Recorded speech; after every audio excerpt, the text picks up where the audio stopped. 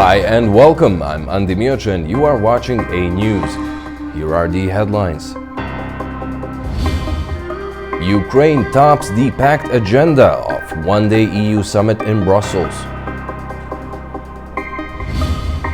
Rubio visits Israel after warning the country not to annex West Bank. FBI says NBA stars and mafia among 31 arrested in illegal gambling crackdown.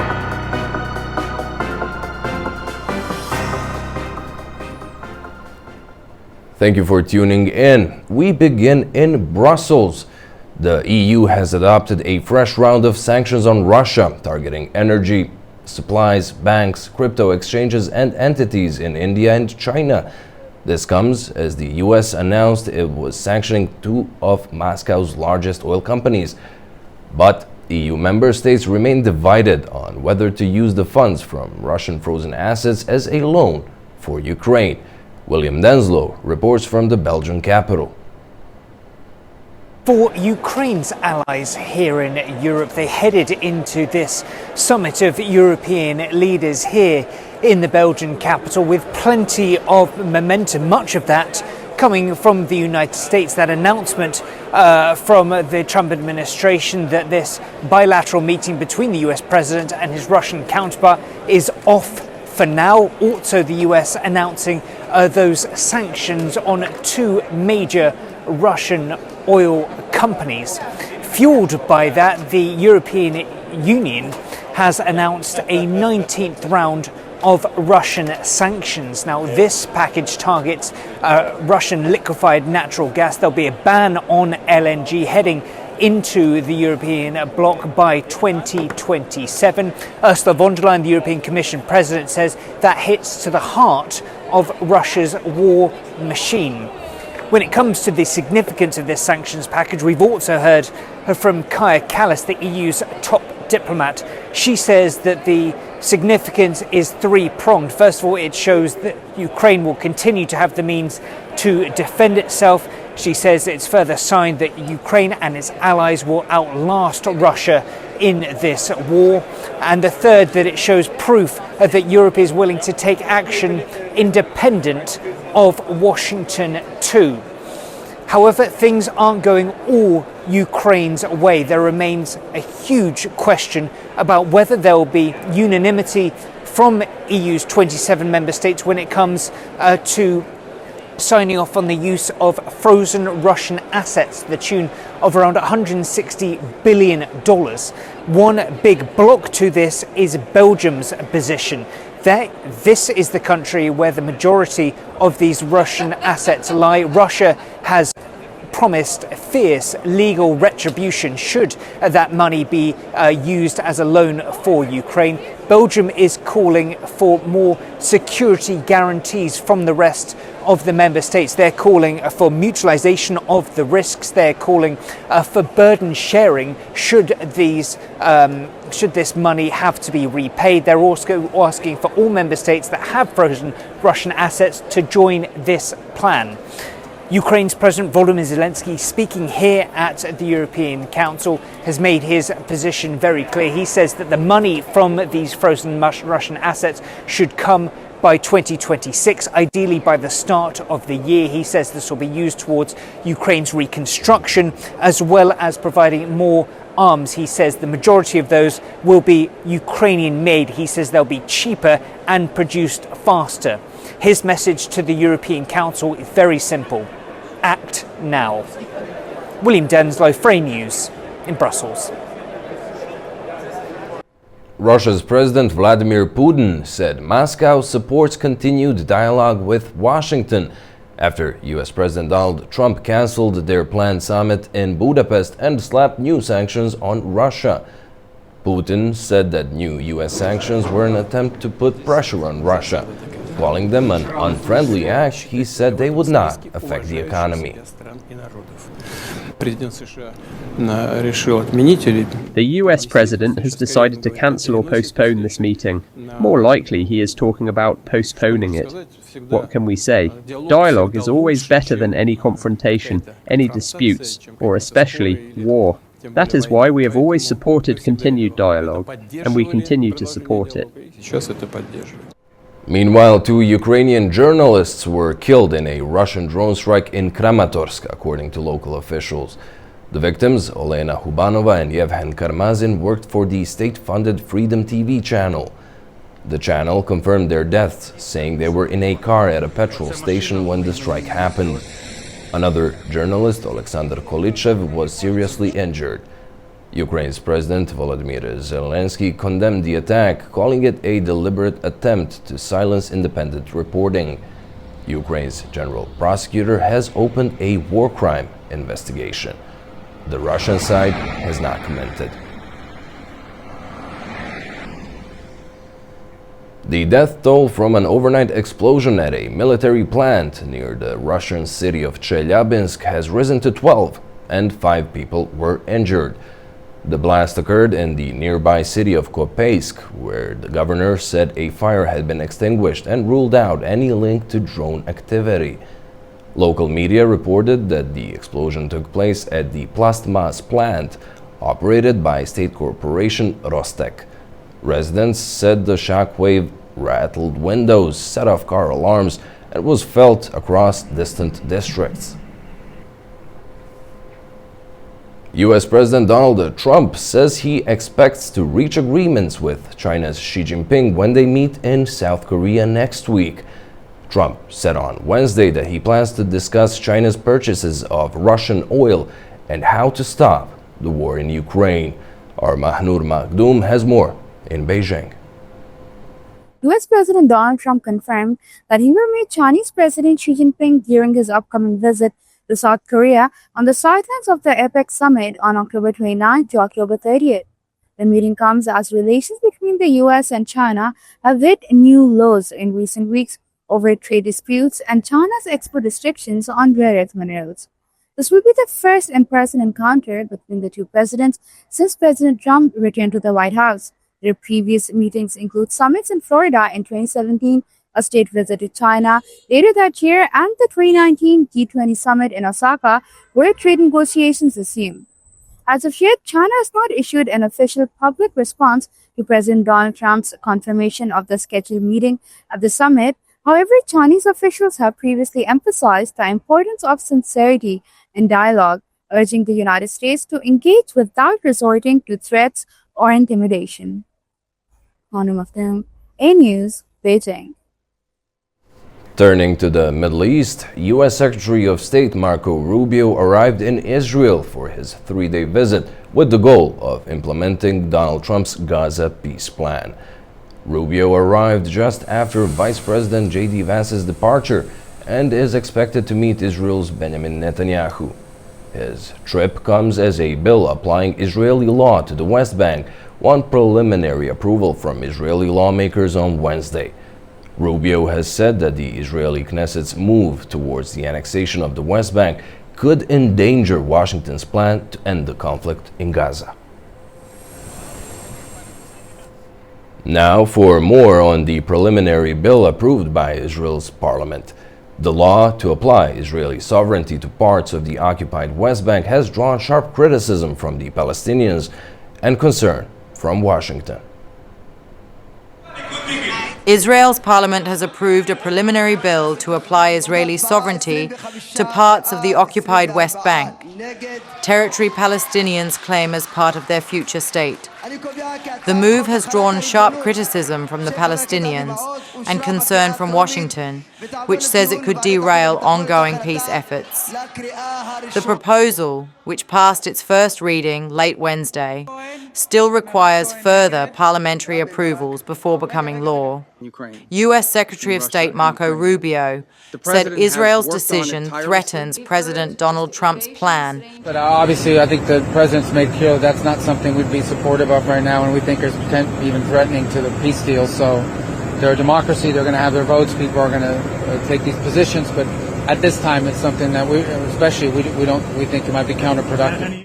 The Palestinian leadership has condemned the Knesset's move in the strongest terms.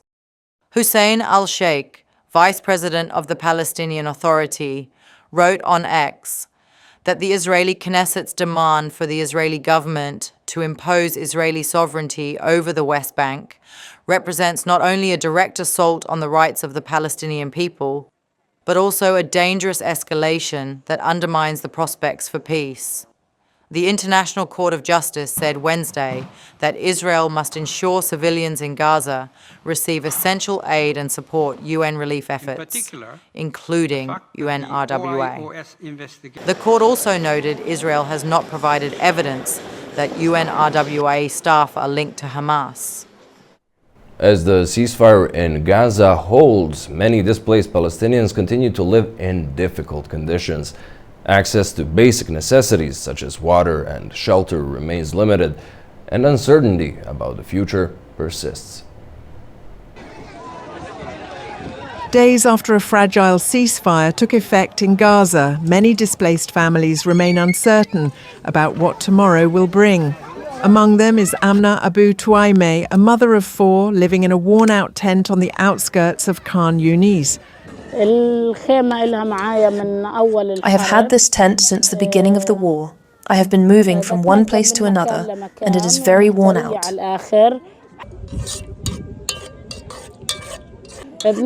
We hope they will help us and bring in tents and covers for the people instead of this suffering. The ceasefire, which began on October 10th, ended 2 years of relentless conflict. But even as guns fell silent, accusations of violations continue.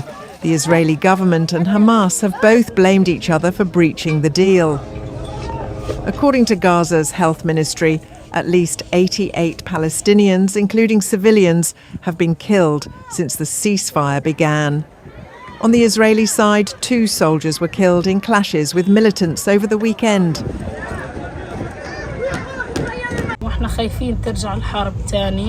We are afraid that the war will return again. We couldn't believe the truce had happened because we are tired. We hardly get over one shock before another shock comes. Daily life in Gaza's displacement camps remains a struggle. Even basic needs like water and shelter are difficult to find. We're living a very difficult life. Even it is difficult to get water. There are queues for water, and our whole life is queues.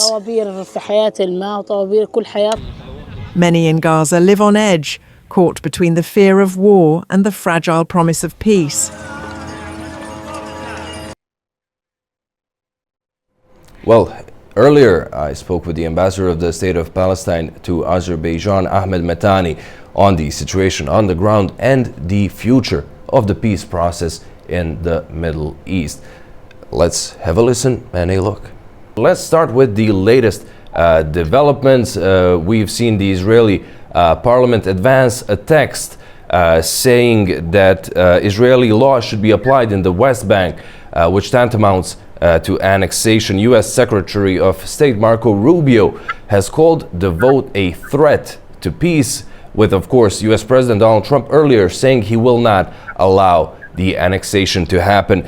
What are your thoughts on the vote in the Knesset, and what could it mean for the peace process? Yeah.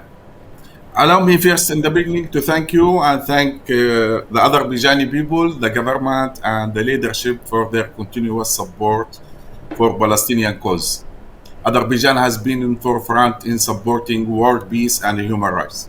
Back to your question. My friend, peace is our ultimate goal. It's Palestinian, Arab and Muslim and international community interest. Actually, it is within our reach is if there is political will and sincere intention to achieve it. But we have no partner. Look at the Knesset now. All of them vote on the annexation on the West Bank. And this is violate international law and all of its dimensions.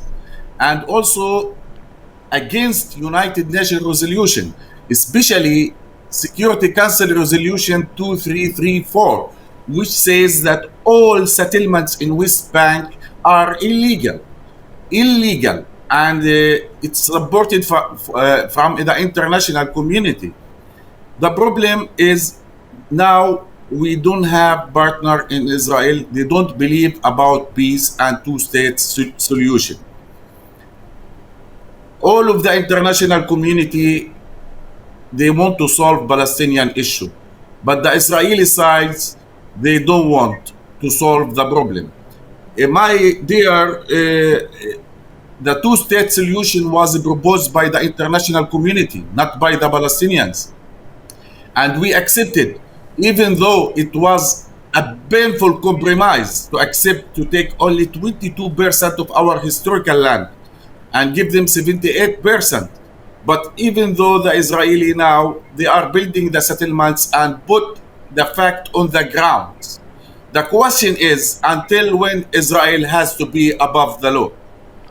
This is not the only step Israel has taken when it comes to the West Bank. Back in August, they approved a settlement project that would sever the occupied West Bank from East Jerusalem. Settler violence has sharply increased since the war in Gaza broke out. Now, we do have a truce holding in Gaza, but do you see the peace plan that is currently being implemented treating the situation in the West Bank as well?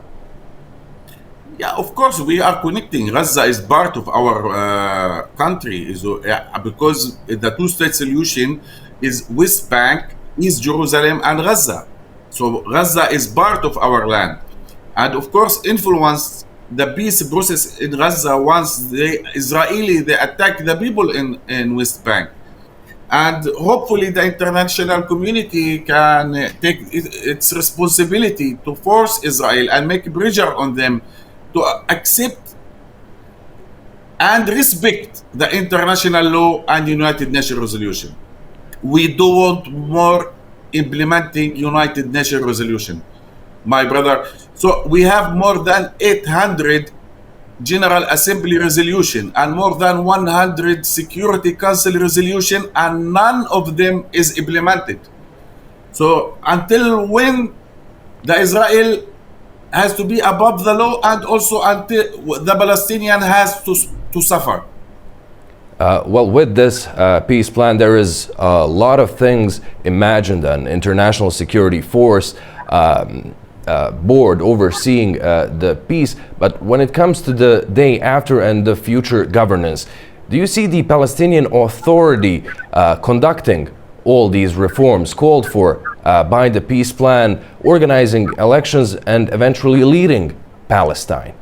Of course, because PLO representing all Palestinians around the world, inside and outside Palestine, and Gaza part of Palestinian states. And if the two-state solution should be implemented, should be the connected West Bank, Gaza, and East Jerusalem. Ambassador, thank you so much for joining us and sharing your thoughts. Thank you so much for you. In other news, in a major illegal gambling crackdown in the United States, the FBI said NBA stars Chauncey Billups and Teddy Rozier have been arrested, among others, in separate but related cases. The first case alleges 6 defendants used insider information, and in some cases, players altered their performances to manipulate bets.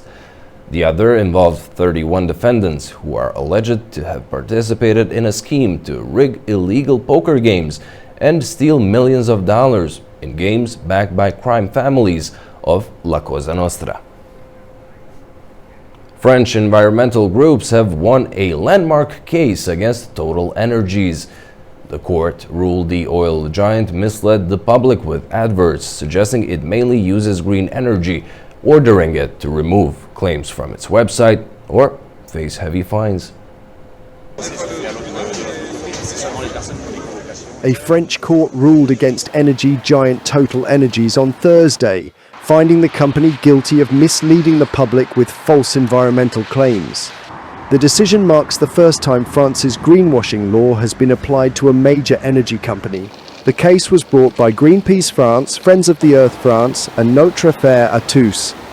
The groups accused Total Energies of presenting itself as a leader in renewable energy through a 2021 advertising campaign that promised carbon neutrality by 2050. The court ordered the company to remove misleading statements from its website within a month or face fines of €20,000 per day. Total Energies must also pay €8,000 to each of the 3 non-governmental organisations and €15,000 in legal costs. However, the court dismissed complaints related to the company's fossil gas and biofuel activities. Despite investments in solar, wind and battery technologies, more than 97% of Total Energy's income last year still came from fossil fuels.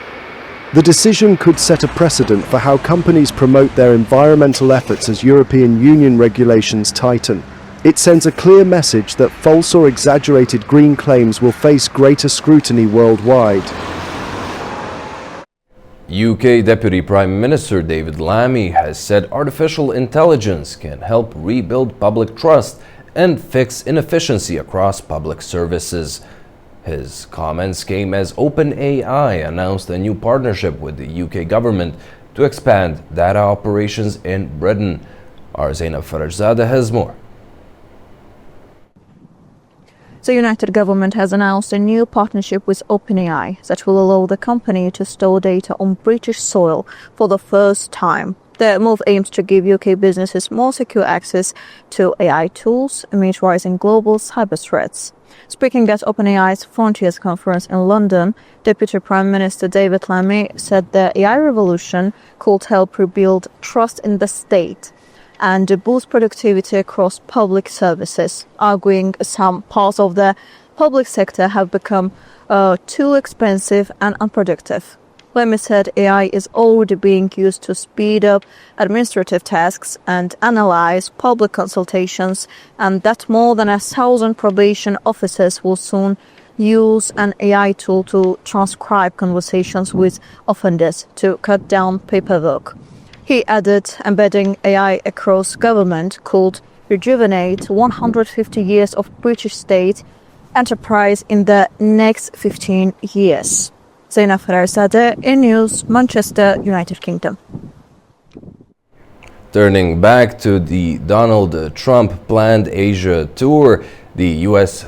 president is set to visit Malaysia, Japan and South Korea at a time of trade tensions, regional security, challenges and questions about Washington's strategy toward Beijing. Joining us to discuss all of this is Diogo Castro Silva, political analyst, coming to us from Sao Paulo. Welcome, Diogo. Thank you so much for joining us. Now, Trump said he expects deals with Xi. Do you see that happening, given all that we heard as of late? Hi there. Well, it's uncertain. It's even uncertain that they will meet. It seems that they are going to meet, but it's not 100% sure. And there is a overall issue in terms of the China-US relations that was brought about by Trump's election and then what started as tit-for-tat sanctions. And it's a bit unclear what will be the new equilibrium to be reached.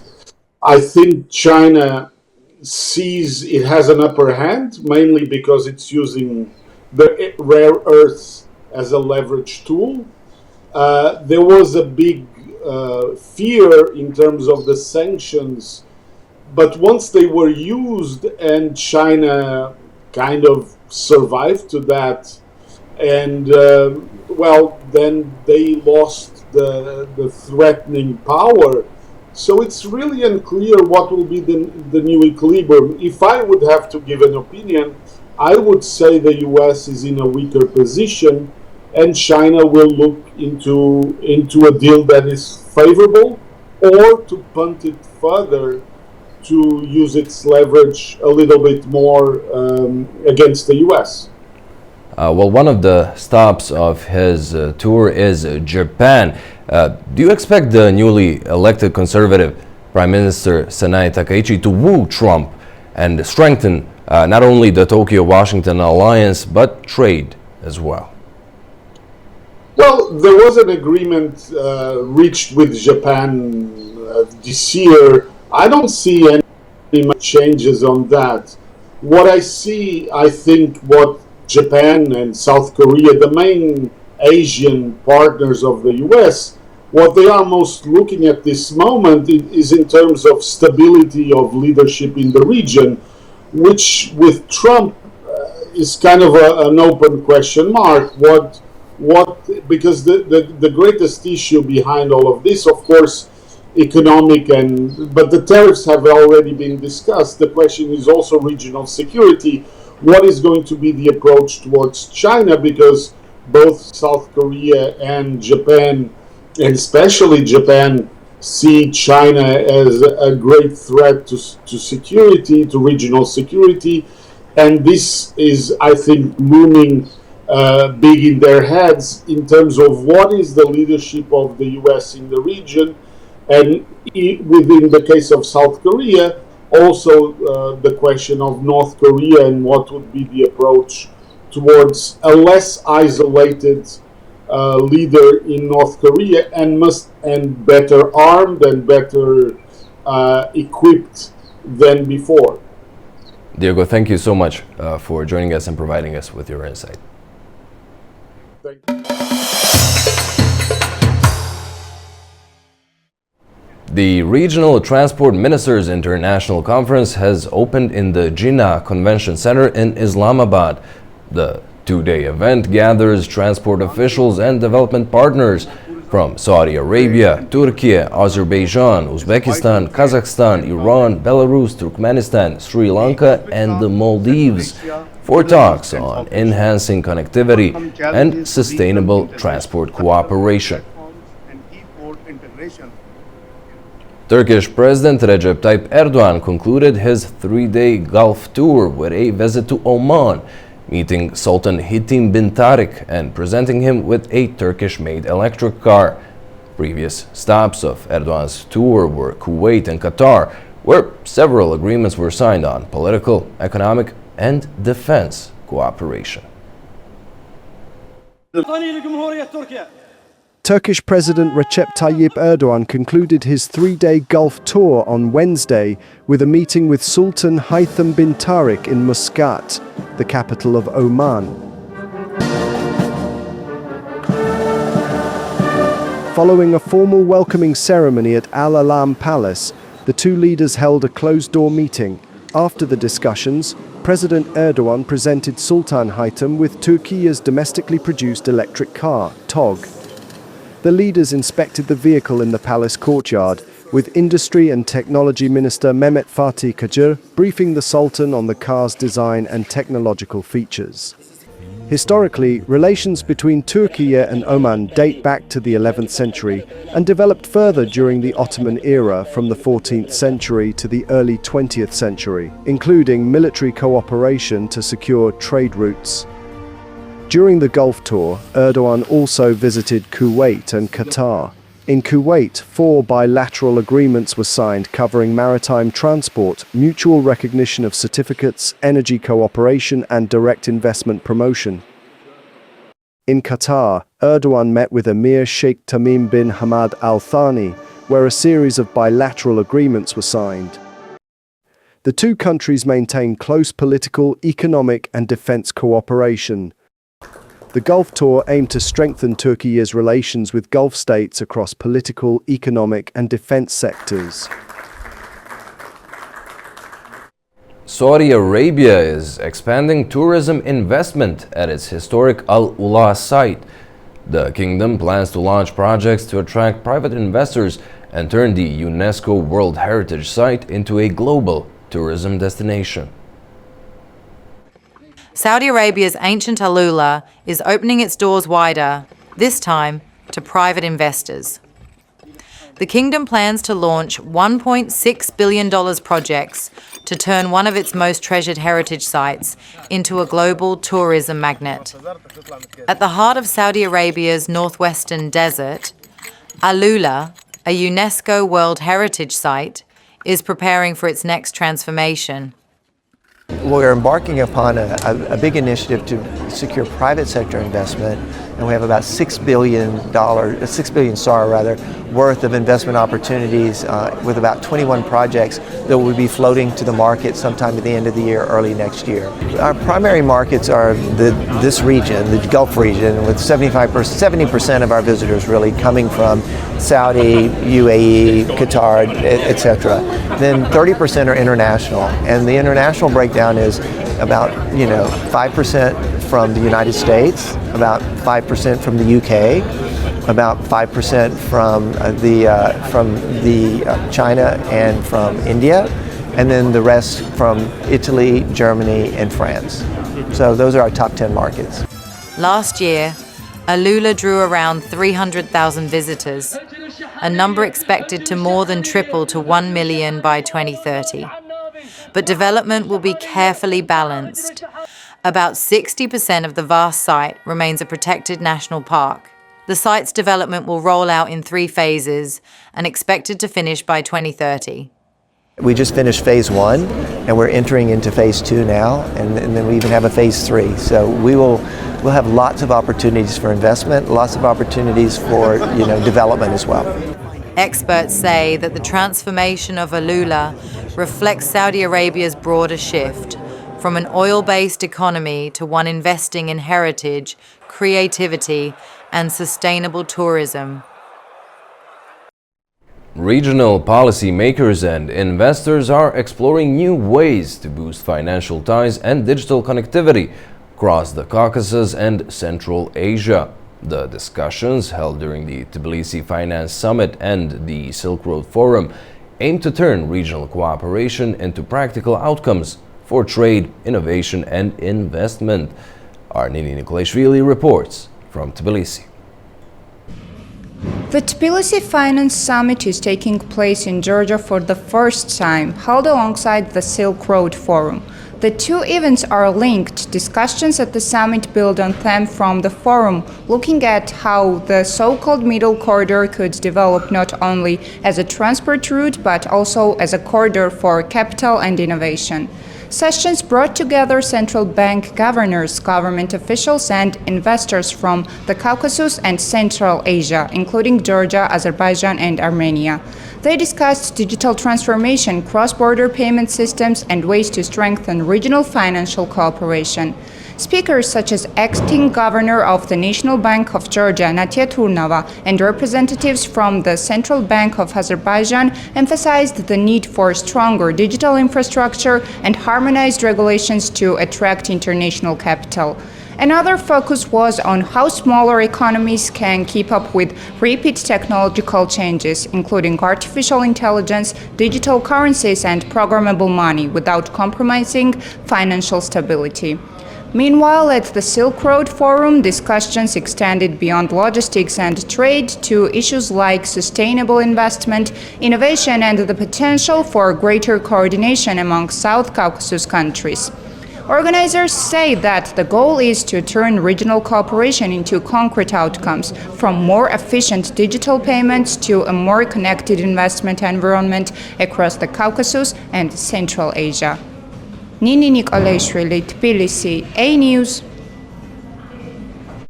Iran has rejected renewed nuclear negotiations with the US, saying Washington is making excessive and illogical demands, which have stalled the talks. Artura Shiralilu has the details in Tehran.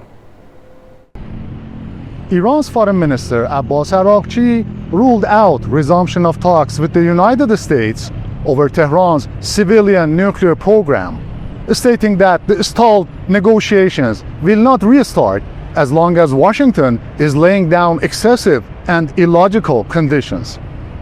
Speaking to reporters on Wednesday upon arriving in the northeastern city of Mashhad to open the Provincial Diplomacy Conference, he said that the U.S. Special Envoy for Middle East, Steve Witkoff, has been making indirect contacts with Iran and sending messages through the intermediaries. Araghchi and Witkoff held few rounds of mediated talks in Oman and Italy this year, which were discontinued after the US President Donald Trump joined Israel's attacks on Iran and bombed the nuclear facilities under UN safeguards last June. Foreign Ministry spokesman Esmail Baghai echoed Araqchi's statements and said the renaming of Department of Defense to the Department of War reflects Washington's lack of belief in diplomacy. In a meeting with university students, the Iranian diplomat said that U.S. policy of bullying and intimidation has troubled the entire international relations system. Iran's foreign minister told the participants of the conference on provincial diplomacy that economic ties with neighboring countries are the breathing space in the wake of sanctions. Araqchi said that Iran's trade exchanges with each of its neighboring countries are more than total trade with Europe, which indicates importance of economic ties with neighbors. Turaj Shiralilu, Tehran, A News.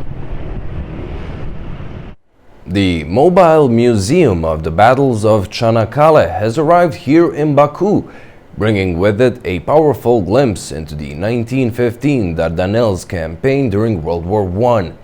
Designed to bring history to life, the museum travels across Turkey and beyond and will now be open for 3 days in the Azerbaijani capital. Among the items on display are personal belongings of soldiers, wartime equipment, and the original Dardanelles defense plan.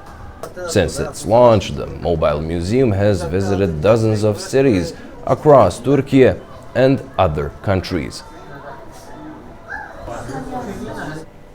International travelers are exploring Karabakh's path of recovery, from Shusha's historic heart to the reconstruction zones of Fuzuli. The visit highlights both the region's cultural revival and the extensive work underway to rebuild communities. Our Gulcin Hojalieva has more.